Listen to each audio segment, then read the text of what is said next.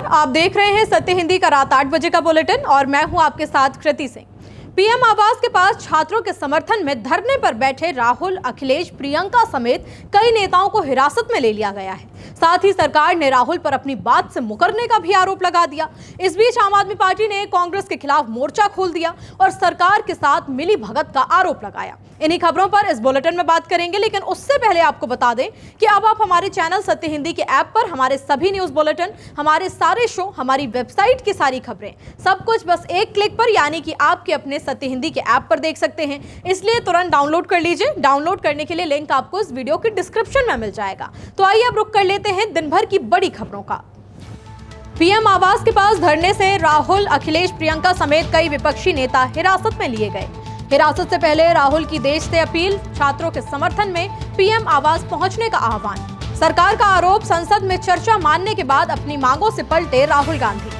आम आदमी पार्टी का कांग्रेस पर हमला, बोली मोदी के कहने पर धरने पर बैठ गए राहुल। ममता बनर्जी का ऐलान, इंडिया गठबंधन के बैनर तले करेंगे मोदी सरकार का विरोध। धरने पर बैठे राहुल गांधी को दिल्ली पुलिस ने हिरासत में ले लिया है। पीएम आवास के सामने प्रदर्शनकारियों को हटाने पहुंची पुलिस के साथ राहुल की धक्का मुक्की हुई, जिसके बाद राहुल जमीन पर गिर गए। पुलिस ने उन्हें जबरन उठाया। इस दौरान काफी खींचतान भी हुई और बस में बैठाकर हिरासत में ले लिया। साथ ही धरने का समर्थन करने पहुंचे सपा प्रमुख अखिलेश यादव को भी हिरासत में ले लिया गया है। उन्हें भी दिल्ली पुलिस बस में बैठा करके ले गई। इसी के साथ प्रियंका गांधी समेत कांग्रेस के कई सांसदों को हिरासत में लिया गया। इस पर कांग्रेस ने कहा कि ये लोकतंत्र नहीं बल्कि मोदी की तानाशाही है।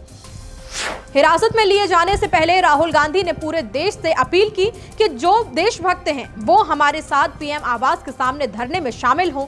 राहुल ने एक्स पर पोस्ट कर लिखा कि छात्रों पर हमला हर भारतीय परिवार पर हमला है। प्रधानमंत्री नरेंद्र मोदी सोचते हैं कि वो बिना जवाब दिए और बिना किसी कार्रवाई का सामना किए बच जाएंगे, लेकिन ऐसा इस बार होगा नहीं। राहुल ने कहा कि मैं हर उस देशभक्त भारतीय से अपील करता हूं जो मानता है कि हमारे छात्रों को न्याय मिलना चाहिए कि वो प्रधानमंत्री आवास के सामने होने वाले धरने में शामिल हों। देश के छात्रों की आवाज को अनदेखा नहीं किया जा सकता। इससे पहले धरना स्थल पर कांग्रेस को धरना खत्म करने के लिए जितेंद्र सिंह मनाने के लिए पहुंचे। काफी देर तक उन दोनों के बीच में बातचीत हुई और बातचीत के बाद जितेंद्र सिंह ने क्या कुछ कहा वो हम आपको आगे बताएंगे। लेकिन इस बीच कांग्रेस ने अपनी 5 मांगे भी रख दी। इन मांगों में सबसे पहली मांग है शिक्षा मंत्री का इस्तीफा, गृह मंत्री का दोनों सदनों में बयान, सदन में इस मामले की विस्तृत चर्चा, छात्रों के मुद्दे को सुना जाए और प्रदर्शन के दौरान हुई हिंसा की निष्पक्ष जांच की जाए।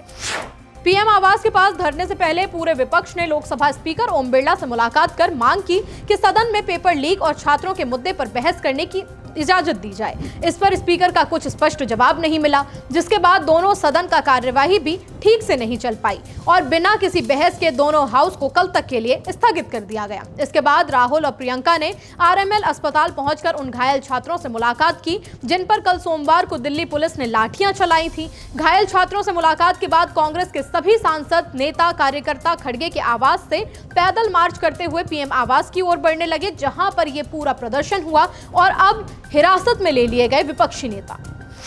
धरने पर बैठी कांग्रेस से बात करने के लिए सरकार ने केंद्रीय मंत्री जितेंद्र सिंह को भेजा, लेकिन जिसके बाद जितेंद्र सिंह ने आरोप लगाया कि राहुल गांधी अपनी ही बात से मुकर गए। उनके मुताबिक शुरुआत में राहुल गांधी ने कहा था कि अगर सरकार संसद में नीट, पेपर लीक और छात्रों से जुड़े मुद्दों पर चर्चा कराने के लिए तैयार हो जाए तो वो तुरंत ही अपना धरना खत्म कर देंगे। जितेंद्र सिंह ने बताया कि सरकार ने इस मांग पर तुरंत सहमति जताई। इसके लिए उन्होंने और केंद्रीय गृह सचिव गोविंद मोहन ने मौके पर पहुंचकर राहुल गांधी से बातचीत की। मंत्री का दावा है कि सरकार के शीर्ष नेतृत्व से अनुमति मिलने के बाद राहुल गांधी को संसद में चर्चा कराने का भरोसा भी दे दिया गया, लेकिन सरकार का आरोप है कि इसके बाद भी राहुल गांधी ने अपनी मांगे बदल दी। जितेंद्र सिंह के मुताबिक राहुल ने कहा कि अब सिर्फ चर्चा नहीं बल्कि केंद्रीय शिक्षा मंत्री धर्मेंद्र प्रधान के इस्तीफे का भी आश्वासन चाहिए।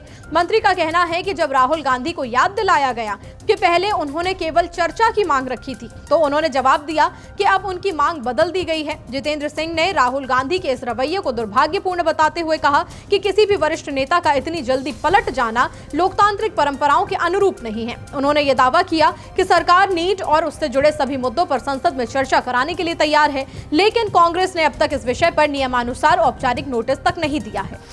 पीएम आवास के पास धरने पर बैठी कांग्रेस पर आम आदमी पार्टी ने बड़ा आरोप लगाया कि सीजेपी के प्रदर्शन को कमजोर करने के लिए राहुल गांधी धरने पर बैठ गए हैं। आम आदमी पार्टी के सांसद संजय सिंह ने एक्स पर पोस्ट कर लिखा कि सीजेपी के धरने को कमजोर करने के लिए मोदी जी ने राहुल गांधी को अपने आवास पर धरने पर बिठा दिया। दिल्ली की पूर्व सीएम और आम आदमी पार्टी नेता आतिशी ने लिखा कि ये तो अद्भुत है कि सीजेपी और सोनम वांगचुक जंतर मंतर पर 1 महीने से प्रदर्शन कर रहे हैं। मोदी सरकार उनसे बात तक करना नहीं चाहती और बात करने से इनकार करती रही, लेकिन राहुल गांधी जो कि पीएम आवास के बाहर प्रदर्शन करने की जिन्हें अनुमति भी मिल जाती है, 1 घंटे के अंदर मोदी सरकार उनसे बातचीत भी शुरू कर देती है। आतिशी का कहना है कि ये तो राहुल गांधी और सरकार के बीच में बहुत ही गजब की जुगलबंदी है। बुलेटिन में अभी आगे और भी खबरें हैं। इंडिया गठबंधन के साथ सरकार का विरोध करेंगी ममता। जंतर मंतर पहुंचे शरद पवार, छात्रों के आंदोलन को मिला समर्थन। वांगचुक को मेदांता शिफ्ट करने की हाईकोर्ट की मंजूरी। किसानों के लिए शंभू बॉर्डर सील, कांग्रेस ने घेरा। आम आदमी पार्टी भले ही कांग्रेस पर हमलावर है, लेकिन पश्चिम बंगाल की पूर्व मुख्यमंत्री और टीएमसी प्रमुख ममता बनर्जी ने कोलकाता में आयोजित टीएमसी के शहीद दिवस रैली में ममता ने कहा कि अगर जरूरत पड़ी तो वो खुद दिल्ली जाएंगी और सीजेपी के विरोध प्रदर्शन में शामिल होंगी। उन्होंने कहा कि उनकी पार्टी शुरुआत से ही छात्रों के मुद्दे पर सीजेपी के साथ खड़ी रही। इसके साथ ममता ने यह भी कह दिया कि अब समय आ चुका है कि सभी विपक्षी दल इंडिया गठबंधन के बैनर तले एकजुट होकर बीजेपी के खिलाफ लड़ाई लड़ें। उन्होंने देश की सभी पार्टियों से साथ आने की अपील की। उन्होंने आरोप लगाया कि सरकार ने लोकतांत्रिक मूल्यों को नुकसान पहुंचाया है और लोगों को अब बीजेपी की नीतियां समझ आने लगी हैं। कांग्रेस के धरने के बीच एनसीपी प्रमुख शरद पवार जंतर मंतर पर चल रहे छात्रों के प्रदर्शन में शामिल हुए। शरद पवार ने सीजेपी संस्थापक अभिजीत दीपके से मुलाकात की। शरद पवार के साथ सुप्रिया सुले भी प्रदर्शन स्थल पहुंची और प्रदर्शनकारियों का हाल जाना। इसी के साथ दिल्ली में छात्रों के प्रदर्शन पर हुए लाठीचार्ज के विरोध में वंचित बहुजन अघाड़ी ने 23 जुलाई को महाराष्ट्र बंद का ऐलान किया है। पार्टी अध्यक्ष प्रकाश आंबेडकर ने सभी समान विचारधारा वाले राजनीतिक दलों, छात्र संगठनों और आम नागरिकों से इस बंद का समर्थन करने की अपील की। उनका कहना है कि यह बंद शांतिपूर्ण प्रदर्शन कर रहे छात्रों के समर्थन और पुलिस कार्रवाई के विरोध में बुलाया गया है। दिल्ली हाईकोर्ट ने सोनम वांगचुक को मेदांता हॉस्पिटल में शिफ्ट करने की अनुमति दे दी है।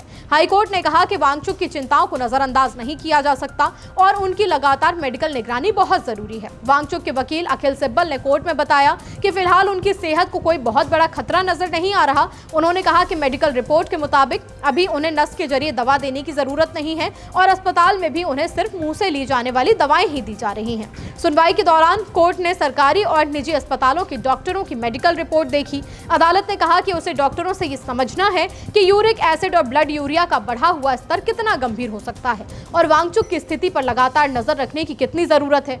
वहीं केंद्र की ओर से सॉलिसिटर जनरल तुषार मेहता ने कहा कि आमतौर पर सिर्फ रिपोर्ट नहीं बल्कि मरीज की क्लिनिकल स्थिति को भी ज्यादा महत्व दिया जाता है। अब हाईकोर्ट के निर्देश के बाद वांगचुक को मेदांता अस्पताल शिफ्ट किए जाने की प्रक्रिया आगे बढ़ेगी।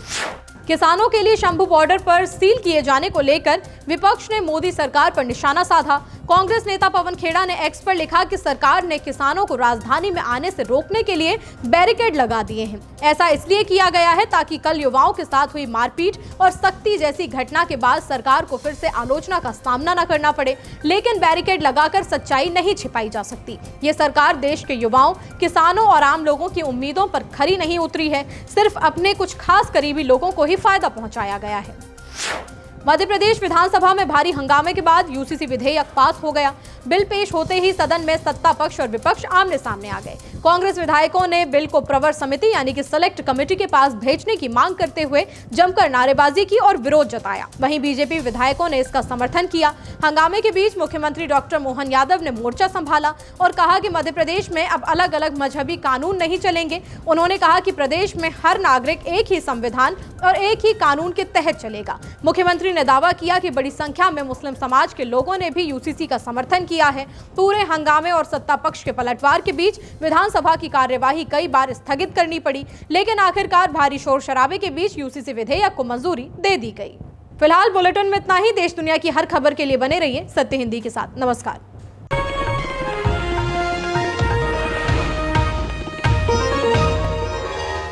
Copyright disclaimer under Section 107 of the Copyright Act 1976. Allowance is made for fair use for purposes such as criticism, comment, news reporting, scholarship, and research. Fair use is a use permitted by copyright statute that might otherwise be infringing